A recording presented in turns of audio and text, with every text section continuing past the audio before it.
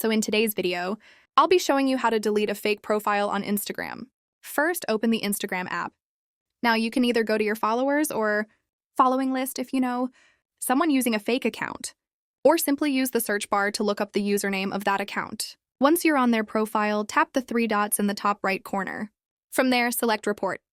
Here you'll see a few options. I'm going to pick they're pretending to be someone else. After that, you'll get two choices. I'll choose someone else.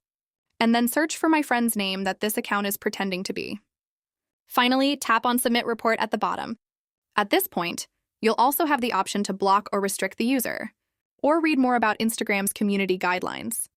You can also tap Show Report Status to check what Instagram is doing about the report you just submitted. All you need to do is submit your report and wait for Instagram's response. After that, it's completely up to Instagram whether they remove or disable that fake account. You won't be able to delete it manually yourself. And that's it for today's video. Don't forget to subscribe to our channel.